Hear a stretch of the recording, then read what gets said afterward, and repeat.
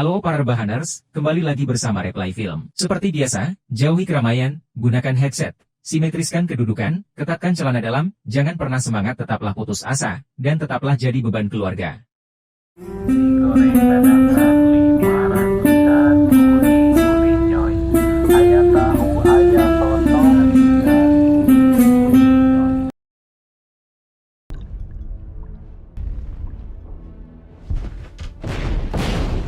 Das ist ja Artillerie. Das ist alles verloren. Im Norden steht im Westen im Tiergarten, 300 bis 400 Meter vor der Reichskanzlei. Siapa yang tidak mengenal Adolf Hitler? Pria kelahiran 20 April 1889 itu adalah seorang politisi Jerman dan ketua partai Nazi. Saya tidak akan membahas lebih banyak tentang kepemimpinan Hitler dalam Nazi maupun keseruan Perang Dunia Kedua dalam film ini. Namun, kita akan mengintip sekilas sosok Hitler dalam detik-detik terakhir kehidupannya. Sesuai judulnya, cerita film Downfall 2004 ini adalah tentang hari-hari terakhir Adolf Hitler di Führerbunker pada tahun 1945.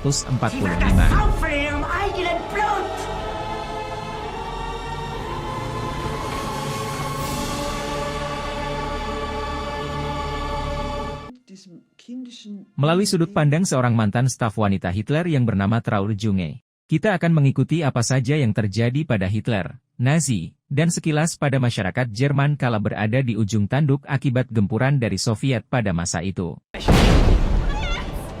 Habt ihr denn noch immer nicht begriffen, der Krieg ist verloren, es ist zu Ende.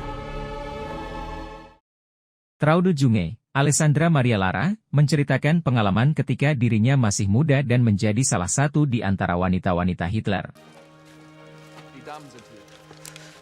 Sebelum Anda semua berpemikiran yang bukan-bukan terhadap kata wanita-wanita tersebut, inilah kejadian yang sebenarnya.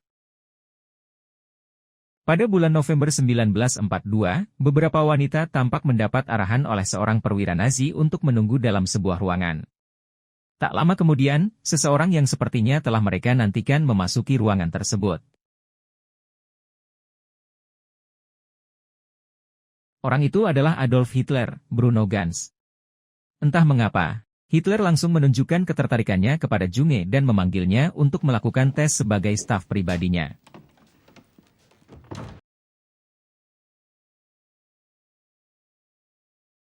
Meskipun Junge masih belum berpengalaman dalam mengetikkan naskah yang didiktekan oleh Hitler,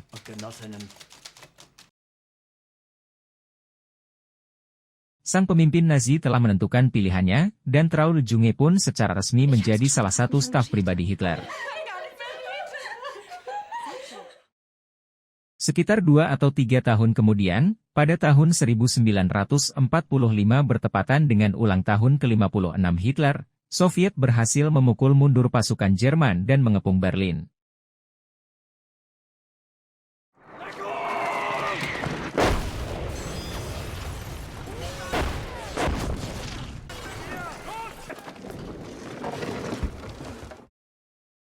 Seorang kepala pasukan khusus Nazi, Heinrich Himmler, Ulrich Noethern, mencoba membujuk Hitler untuk memulai negosiasi dengan sekutu. Namun, Hitler menolak dengan keras.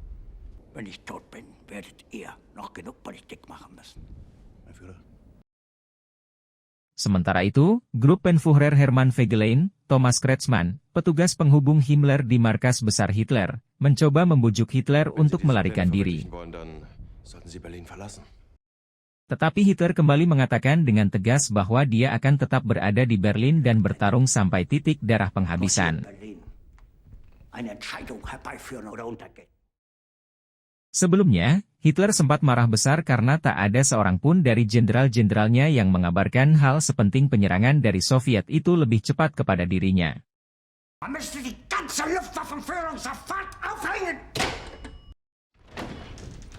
Dalam sebuah pertemuan, Hitler pun memutuskan untuk menjadikan Berlin sebagai pertahanan terakhir bagi Nazi dan Jerman.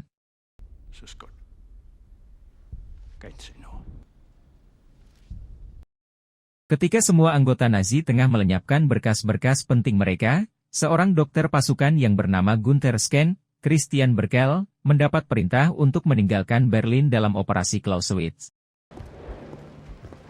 Der Herr Professor. Skeng mengungkapkan keberatannya dan mengkhawatirkan nasib warga sipil yang ada di tempat itu. Seorang jenderal SS yang memberinya perintah itu pun membiarkannya untuk tetap tinggal di Berlin. Der Professor kann in Berlin bleiben. Die entsprechenden Vollmachten sind sofort auszustellen. Di sisi lain, di jalanan, seorang ayah mencoba membujuk putranya yang telah bergabung dengan pasukan pemuda Hitler untuk pergi. Was wollen Sie hier? Ich will meinen Sohn, und zwar lebend. Ich will ihn heute dafür auszeichnen. Sang ayah menegaskan bahwa medan perang adalah tempat yang berbahaya dan putranya itu hanya akan menemukan banyak kematian dan penderitaan. Es ist Ihr Glück, dass Sie noch nie eine Schlacht erleben mussten. Und jetzt seien Sie vernünftig und schicken die Kinder nach Hause. Akan tetapi sang anak bersikeras untuk tetap setia pada Hitler dan Nazi, bahkan menghina ayahnya sebagai pengecut.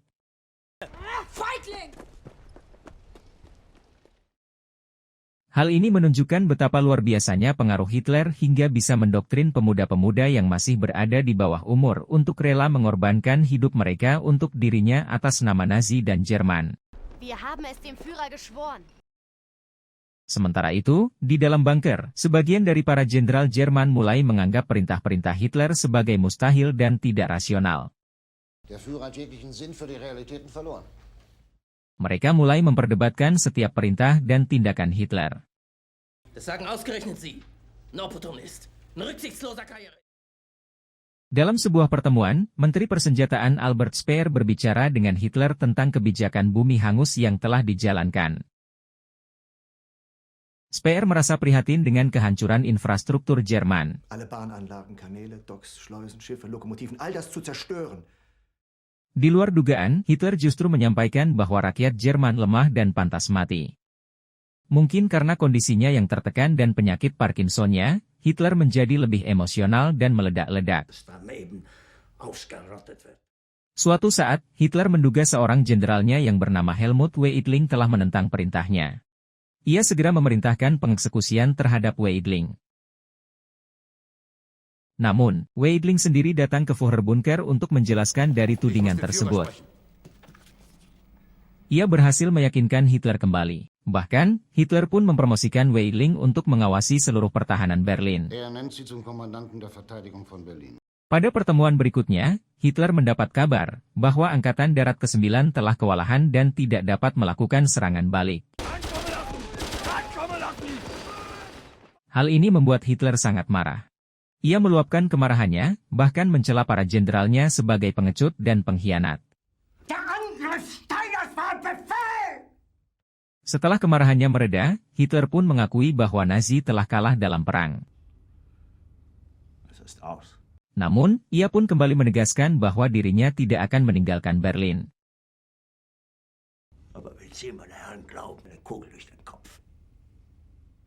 Di sisi lain, Skeng menyaksikan para lansia, anak-anak, hingga para tentara telah dalam kondisi yang sangat memprihatinkan.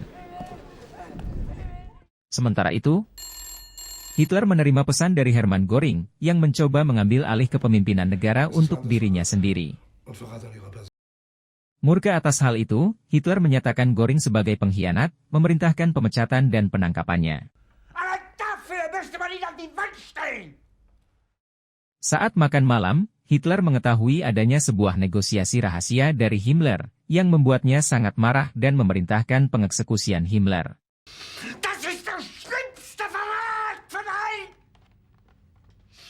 Kemudian, Hitler menemukan bahwa Fegelein telah meninggalkan jabatannya, dan dengan sangat tegas, ia pun mengeksekusi Fegelein.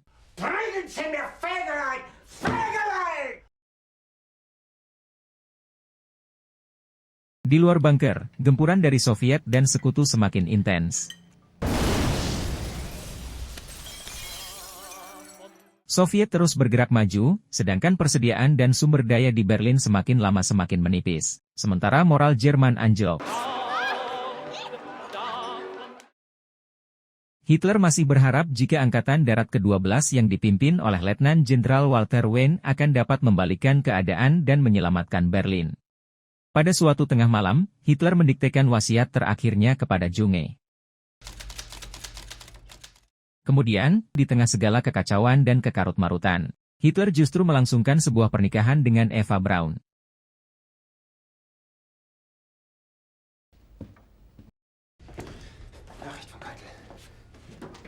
Esoknya, Angkatan Darat ke-12 pada akhirnya tidak mampu membebaskan Berlin.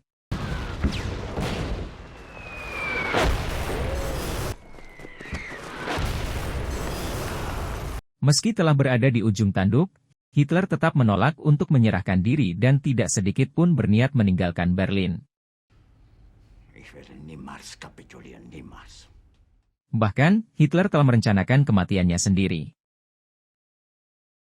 Ia memerintahkan anak buahnya untuk meracuni anjing kesayangannya, Blondie.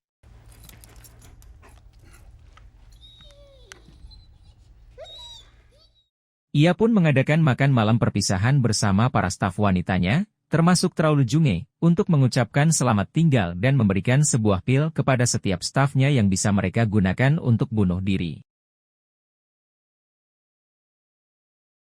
Kemudian Hitler benar-benar melakukan aksi bunuh dirinya bersama Eva Braun setelah memberi perintah kepada ajudannya untuk mengkremasi jasadnya di Taman Kanselir.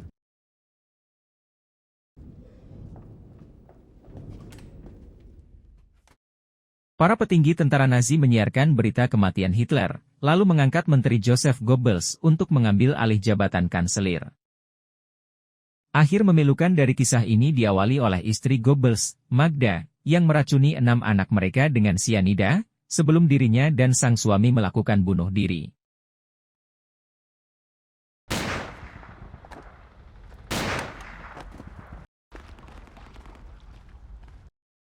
Kemudian, setelah Weidling mengumumkan bahwa pasukan Jerman bersedia menyerah tanpa syarat di Berlin, banyak pejabat dan tentara, termasuk Krebs, melakukan bunuh diri.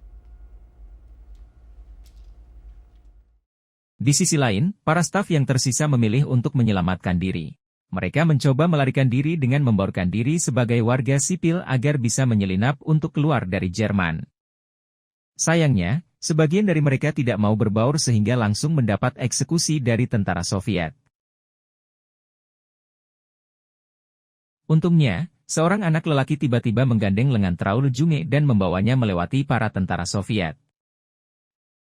Setelah beristirahat pada sebuah reruntuhan, anak kecil itu akhirnya menemukan sebuah sepeda dan meninggalkan Berlin bersama Junge. Dan kisah itu mengakhiri cerita film Downfall 2004 ini.